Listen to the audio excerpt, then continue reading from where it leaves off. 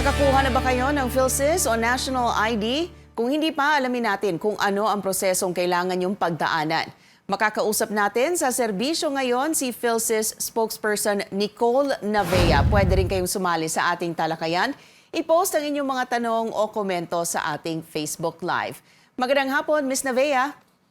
Magandang hapon po, Ms. Menchu at sa mga viewers po natin this afternoon. Ma'am, una sa lahat, no, ilan na ba ang nagpa-register so far at ilan na ang mga nabigyan ng Philsys ID?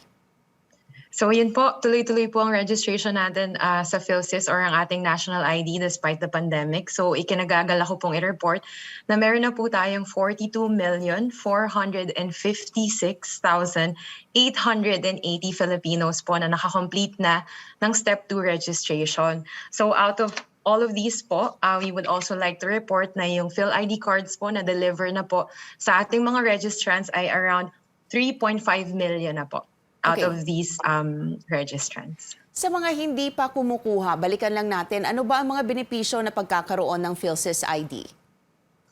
Ang PhilID po natin ay nagsisilbi pong valid proof of identity natin. No? So ito po yung, ang Philsys po kasi is really the central identification system of our government. So aside po from being a valid government-issued ID, it will help you po unlock services po, formal services, katulad na lang po ng pag-open ng mga bank accounts and yung pag-transact po natin sa government and private sector na nangangailangan po ng valid proof of identity. So dapat po nakilalanin po ito as a valid proof of identity. So yun po yung immediate benefits po ng ating national ID. Okay. When it comes naman to the process, ano po yung step-by-step process sa pagkuha ng Philsys ID? I understand may online registration ito. Ano po yung requirements na hinihingi? Tama po. So, ang Philsys po natin, meron po tayong 3 steps sa registration po. No? May 3 po tayong hakbang. Ang step 1 po is yung pag-capture po or pag-collect ng demographic data po through our website. Ang online website po natin is register.philsys.gov.ph kung saan pwede nyo pong isave ang inyong demographic data tulad ng name, birth date, sex, and then yung other demographic details po required ni law, and makapag-appointment po for the Step 2 registration. Si Step 2 registration naman po, ito naman po yung pagpunta natin sa registration centers kapag nakapag-secure na po tayo ng date after po nating makapag-online.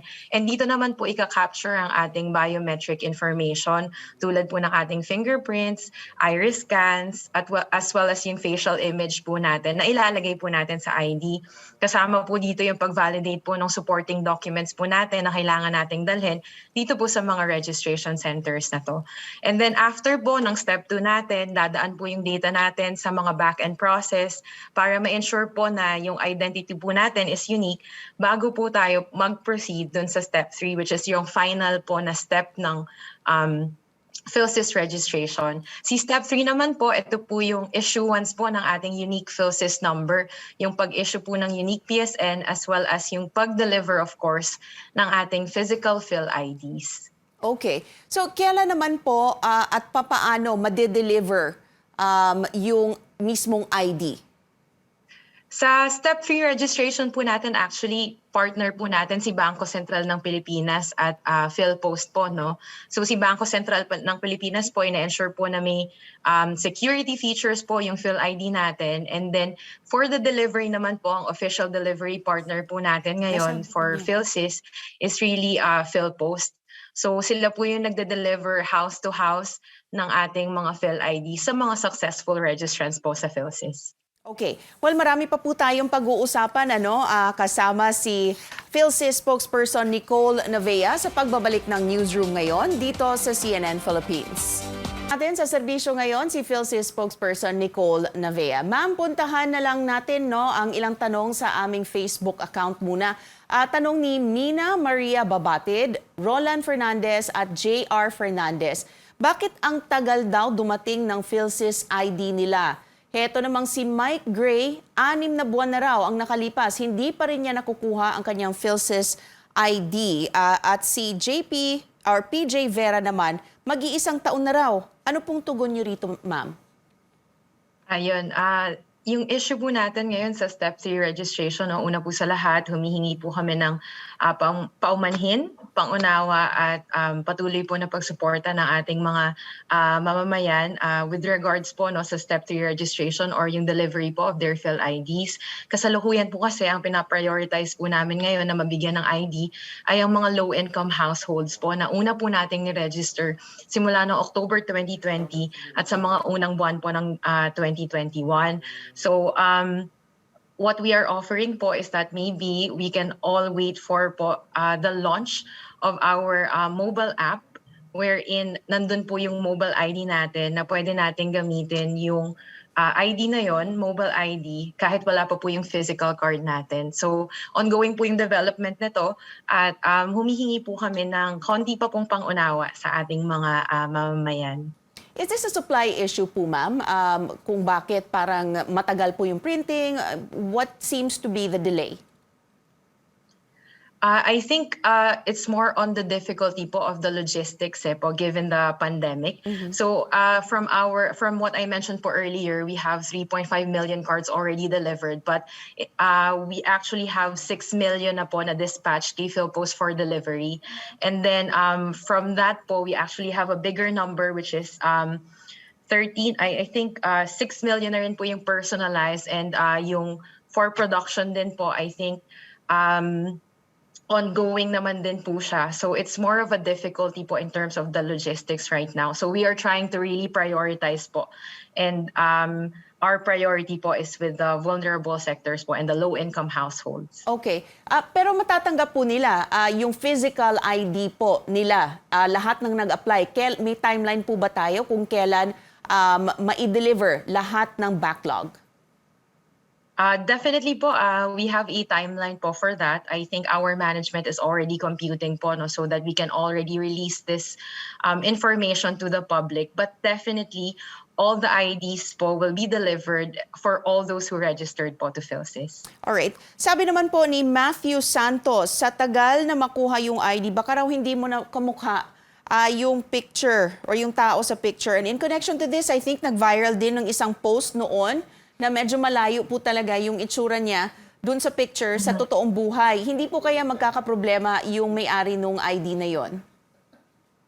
What I can say po right now is that yung ID po natin actually adheres to the ICAO standards or International Civil Aviation Organization standards po in terms of our facial image. No? So similar po to the passport, we adhere to that high quality standard po, international actually, so that it will be recognized po by our relying parties.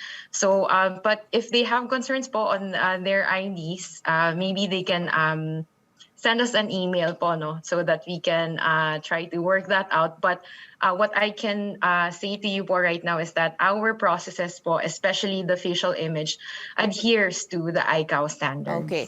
May tanong po si Celso Eclipse kasi yung tinatrack daw po nila, yung ID nila, cannot be found. Paano ma-address ang ganong concern at saan pwede matrack ang status ng national ID? Currently po ngayon may ino-offer po kasi si PhilPost as our official delivery partner na website.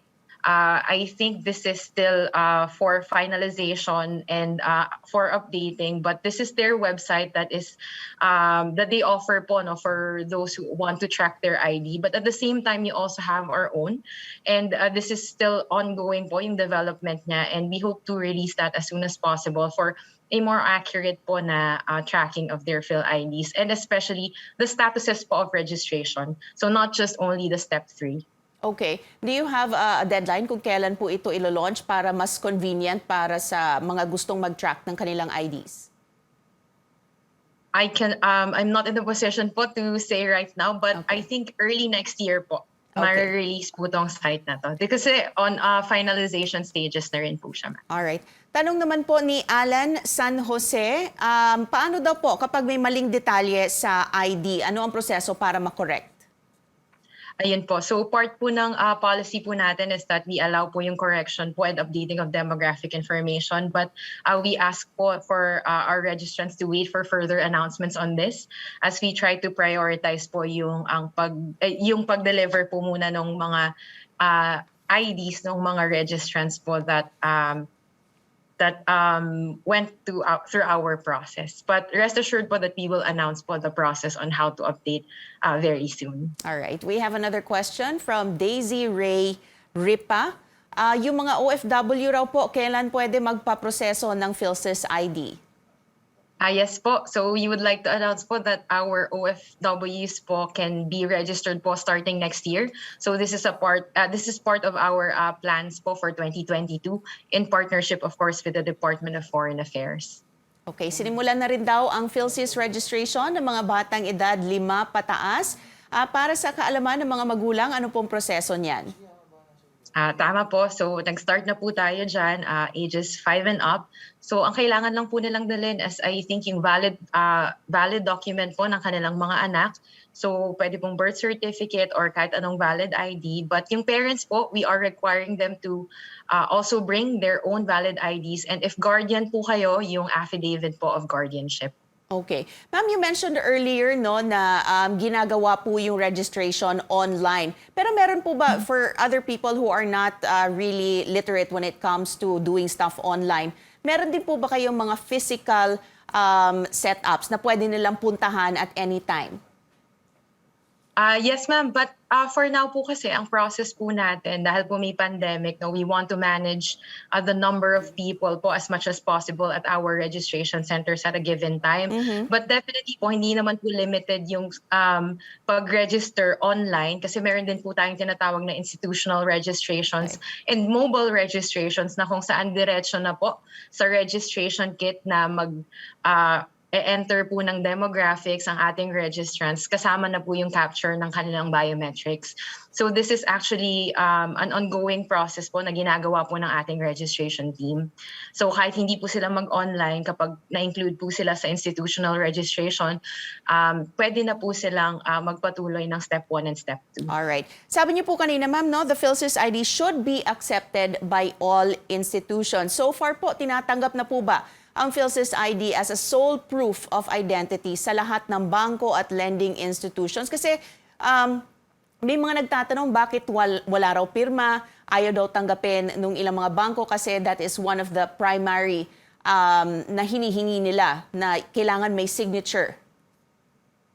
Interesting question po. No? So let me try to break that down. So yung sa non-inclusion po of the handwritten signature po sa ID, I would like to emphasize po that the ID po, the Phil ID is a foundational digital ID. So the non-inclusion po of the signature is actually a deliberate and intentional decision po no, of our policymakers. So the Phil ID po will be verified through online and offline means, and ine-aim po nito na maging cornerstone po no ng digital transformation po ng ating society. So we know po that signatures can be easily forged, whereas yung Philsys po, it offers a slew of security features as well as yung verification methods po na in-offer po ng system natin sa ating relying parties for a more secure Phil ID. So yun po yung explanation natin kung bakit wala pong signatures. But at the same time po, we would like to reiterate po na sa law po ng Philsys, which is RA 11055, kailangan po natanggapin ng ating mga relying parties or mga agencies, banks, institutions ang Phil ID as a valid proof of identity, dahil meron po tayo actually penal provisions pag hindi po nila tinanggap yung ID. So to support this po, ang Bangko Sentral ng Pilipinas nag-issue po sila ng memorandum circular on this po, no? So enjoining all our financial institutions to really accept and honor our ID, the Phil ID as a valid proof of identity when transacting, when the public transacts with them po. All right. And if, for example, hindi nga tanggapin ng isang institution, saan po sila dapat na magreklamo? Sa Bangko Sentral po ba or saan po? Actually po, pwede po na sa amin na lang po. Okay. Meron po kaming hotline, 1388. So you can easily call 1388 po or send us an email, info@philsys.gov.ph. And ayan po, shown sa screen, pwede din po sa Facebook namin so that we can alert po no, these agencies and remind them that these are the Phil ID po is a valid proof of identity, and that should be accepted in transactions po requiring proof of identity. So we actually received na rin naman po some feedback on this, and we are happy na marami pong nagsasabi kung saan pong branch para ma-resolve po namin agad with that partner. Okay, you were talking about yung mga security features of the Philsys ID. Kumusta naman po yung seguridad ng mismong database? How well protected is it against hacking at identity theft? So I'm not the technical person po, no, but Philsys po kasi in this program po we take data privacy and security very seriously. So we adhere po sa what we call the privacy by design principles, wherein yung processes po natin, yung systems natin, even the database, it was built up with privacy in mind. And in line with this po, we are partnering with the ICT, Department of Information and Communications Technology, as well as the National Privacy Commission po, who are both members of our council, para po mapaigting po yung processes namin in terms of security and privacy. So aside from that po, we conduct regular privacy impact assessments and vulnerability assessment and penetration testing sa mga systems po namin and even the databases. So we would like to assure you po that we really take data privacy and security very seriously po dito sa Philsys. Alright, ma'am, pahabol na tanong ni Mark Louis de la Paz. Paano pag hindi nakapunta on appointment day? Paano yung process? Kailangan ba magpa-sked ulit? Yes po. Actually, they can use the site po to reschedule. Pero if it happens po that maluwag po yung registration center that day, pwede po kayong ma-accommodate. Pero we would advise po na mas maganda na sa site po natin siya baguhin sa register.philsys.gov.ph. Mabago po yung booking appointment date para ma-ready din po namin yung team po namin sa registration centers. Alright, maraming salamat sa inyong panahon, Philsys spokesperson Nicole Navea.